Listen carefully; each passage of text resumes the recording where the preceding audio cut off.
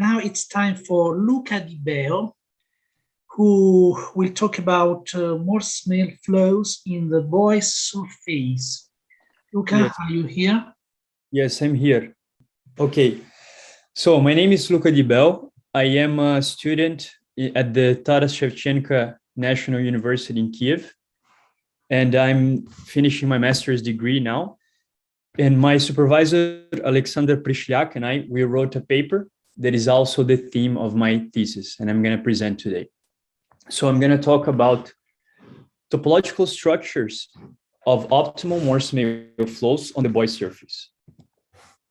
So the presentation goal, these are the goals. We have two goals here. The first one is to present a complete classification of all 342 optimal Morse-Smale flows on the voice surface. And the second is to present a complete classification of all 80 optimal projective Morse-Smale flows on the voice surface. So, and I'm going to explain what each one of these classes of flows they mean and the topological properties of the voice surface that are going to be important for us to determine these numbers. Just a remark, in order to achieve these goals, we need to unite two areas of knowledge, so topology and the topological features of the voice surface and some characteristics of optimal Morse-Smale flows. And that's the main goal here. These are the main goals.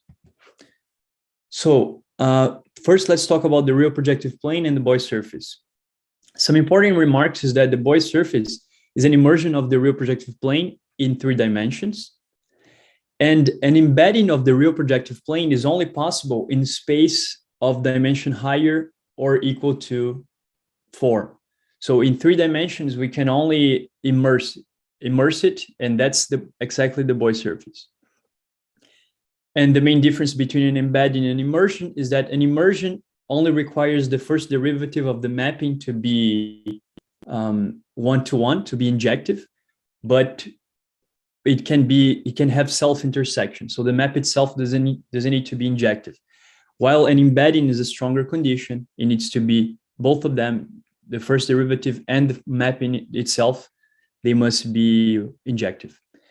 And the last important remark is that the voice surface possesses lines of self-intersections, as we're going to see, loops, and a unique point of intersection of 3 surfaces, which is the triple point.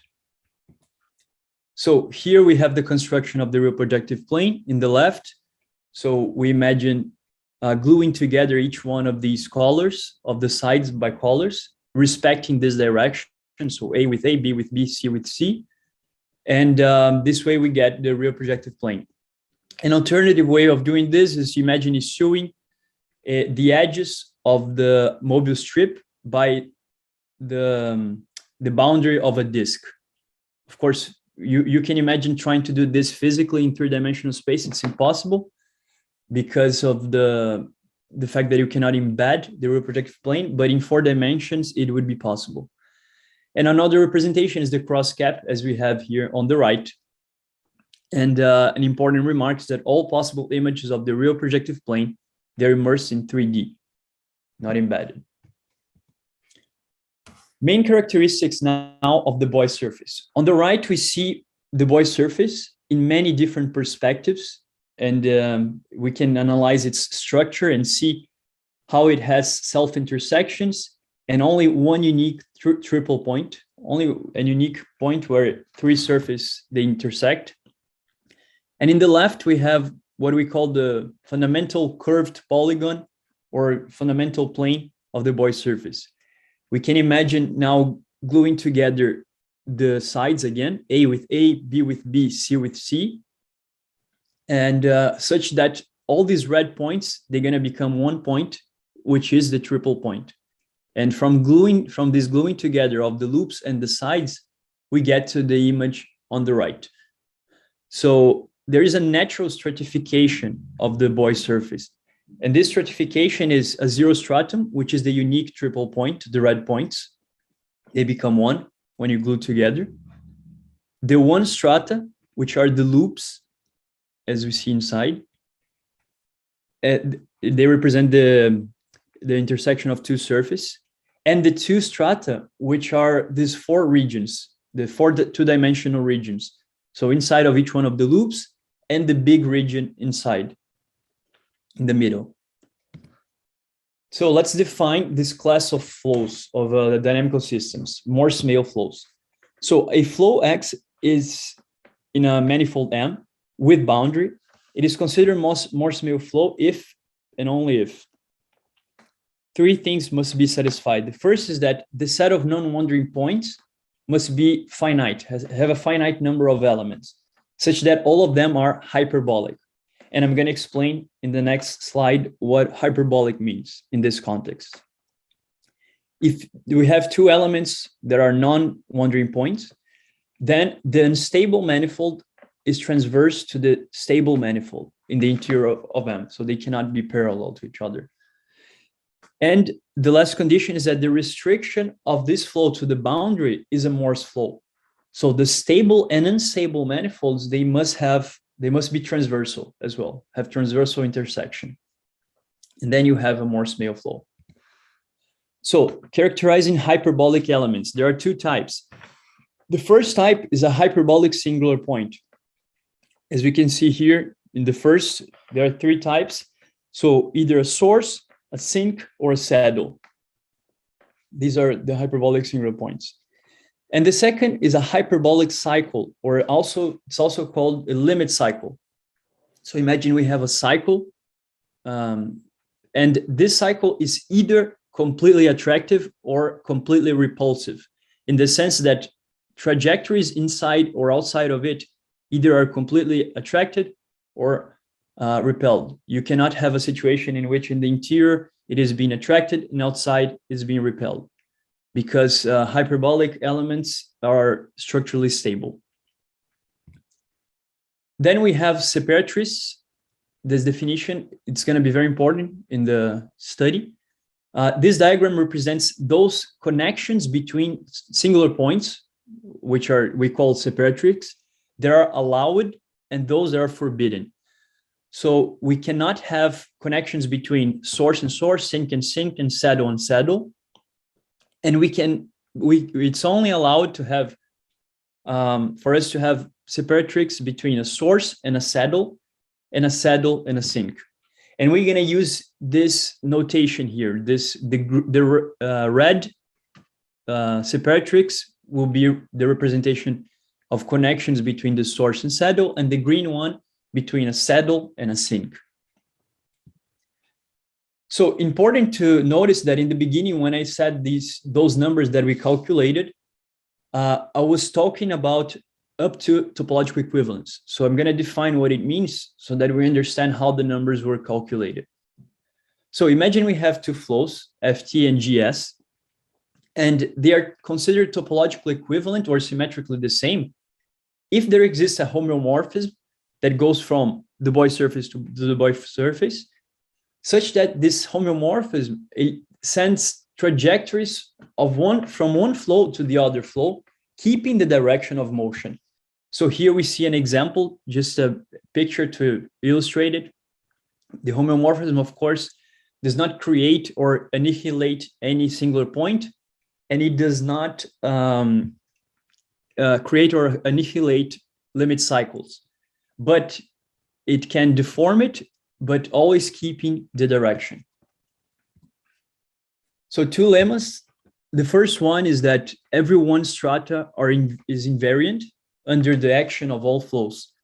So to see this, we can imagine here these two simple examples. The image in the left, we have a plane blue and another plane that is green, and they're intersecting each other.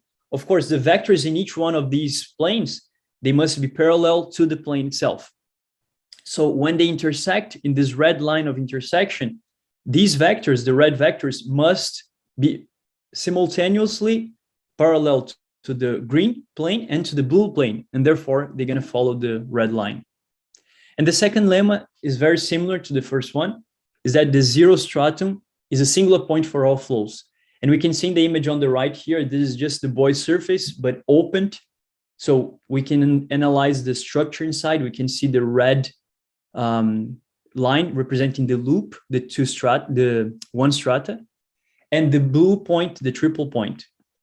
And of course, by the same reasoning, in this point, the vector must be parallel simultaneously to the three surfaces. And in 3 dimensions, this is only possible if this is the trivial vector. So it must be 0. Therefore, the triple point will always be a singular point. Now, the definition of the word optimal in the first to calculate optimal Morse-Smale flows. So optimal is a Morse-Smale flow is optimal if the number of singular points is minimal. And as a consequence, the number of separatrices and of limit cycles is going to be minimal as well. Because you can imagine that every time that you create a singular point, you're going to have connections, more connections and more limit cycles. And a theorem is that optimal Morse-Smale flows in the Boy surface do not have closed orbits. So here we can imagine this example just as an illustration of this theorem. On the left, we have a optimal Morse-Smale flow in the Boy surface, and I'm going to show this later, that this is in fact one of them. And on the right, we have the same flow, but I added a limit cycle. Of course, when we add a limit cycle, we can see that a singular point is automatically created inside. So we increase the number of singular points. Therefore, it's not optimal anymore. So optimal Morse-Smale flows in the Boy surface, they do not have closed orbits because it would imply us to increase the number of singular points. So what are the possible boundary orientations of the optimal Morse-Smale flows in the Boy surface? These are the two possibilities. All the others, they will create singular points that are not hyperbolic once we glue together all the pieces of this image. So in the left one, we can see that it's very symmetric. In the right one, it's not that symmetric, but it will create many more possibilities for us. Some examples before we go to the results. Let's suppose we have the first orientation and we have no red separatrice. No, so in other words, no separatrice connecting a source and a saddle. Then we have all these possibilities of green separatrice, only these two. So imagine all the flows, all the separatrices entering in 16, the point 16, or in the point 18. And it's easy to see that if we imagine a third picture in which all these green separatrices go to 2, it's going to be symmetric to the situation of all of them going to 18.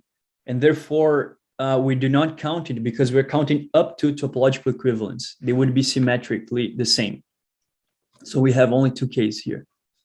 A second more interesting example is the one in which we have only one red separatrix going from 17 to 10. And then we have all these 8 possibilities on the right we see here. So of dispositions of green separatrix.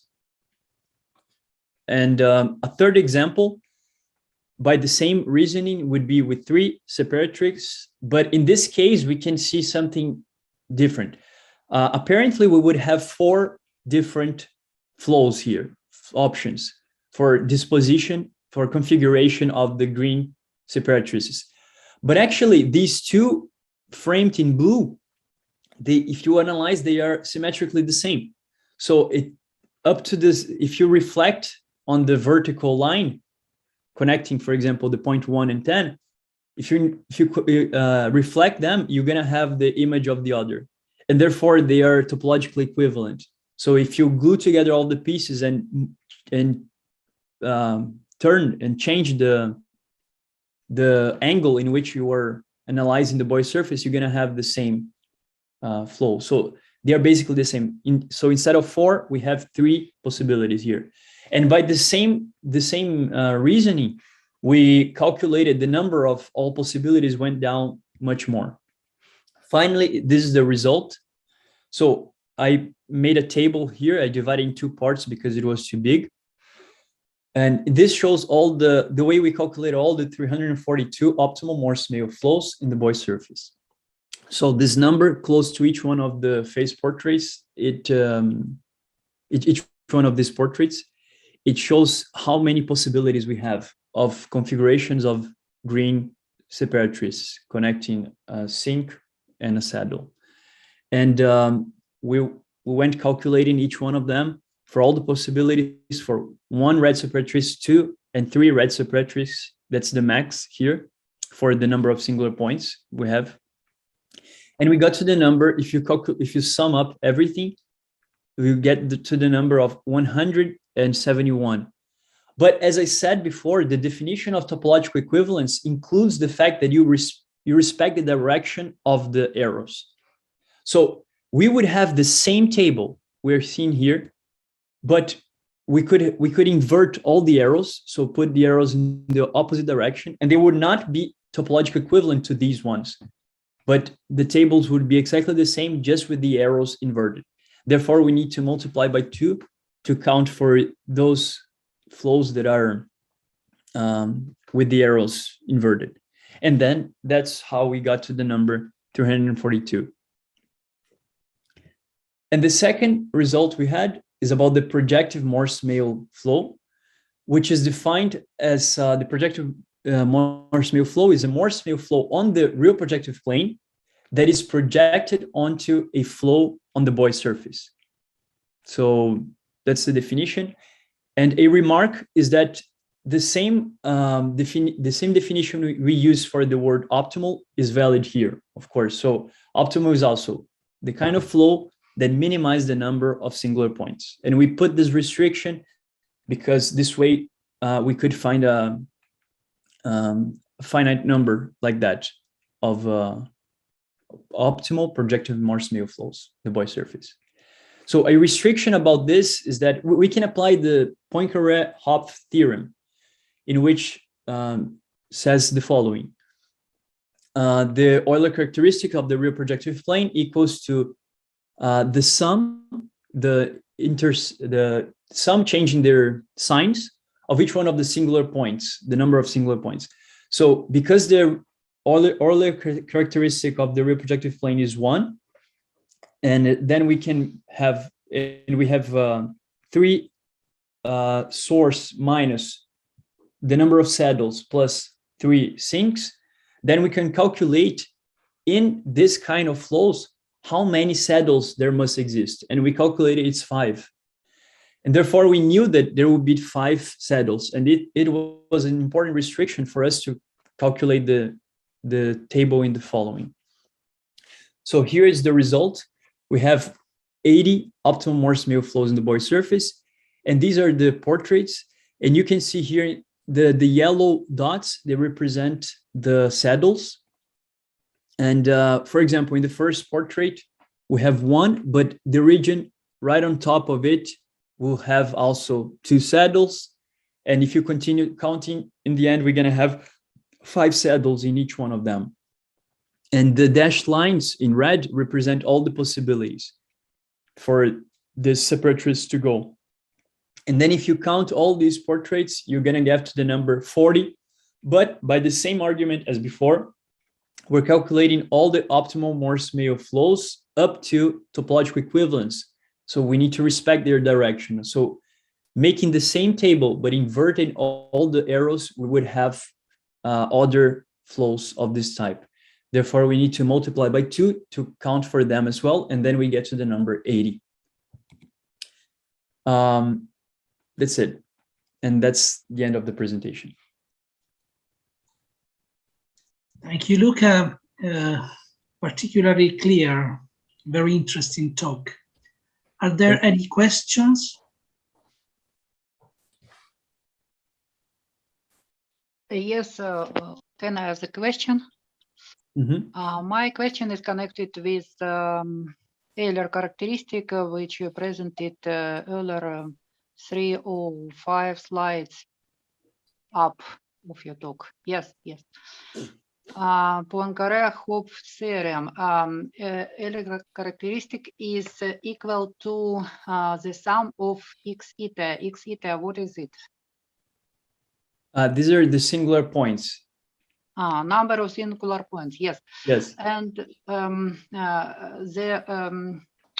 the question is connected maybe with the treatment of this theorem according to your theme. What can you say? We know that Euler characteristics is topological invariant. And from how can you explain the connection of your flows, Sadless and so on, calculation Sadless, with topological characteristic? Well, the theorem says that you can relate each one of these saddles, each one of these singular points according to their index with the other characteristics. So it's just a direct application of this, of the Pointer Hop Theorem for a stratified space like that. So the theorem implies this, that we can study dynamical systems based on topological invariance of the space we are in. So in this case, the other characteristic of the real projective plane is 1, so that we can from this derive these restrictions for all the dynamical systems on it. So that's the point of the theorem, is to connect these two, is to study dynamical system using topological invariance. I don't know if this is your question or if this answers or. And maybe some words about flows. You presented different pictures, very interesting calculations with some numbers of indexes. What, for example, yes, this result. And you considered 40 multiplied by 2, it is connected with symmetry, yes, to 80. And you said that every of this picture is not the same. Yeah. They are not isomorphic, yes, they are different, quite different. Yeah, they're not equivalent to each other. Not equivalent, yes. And therefore we can say, in general words maybe, that every this picture has its own characteristic connected with flow, Morse Smale flow, and accordingly with its number of saddles, points, different, and so on, yes? Yes, exactly. Okay, thank you. Okay. Thank you, Luca. Great job.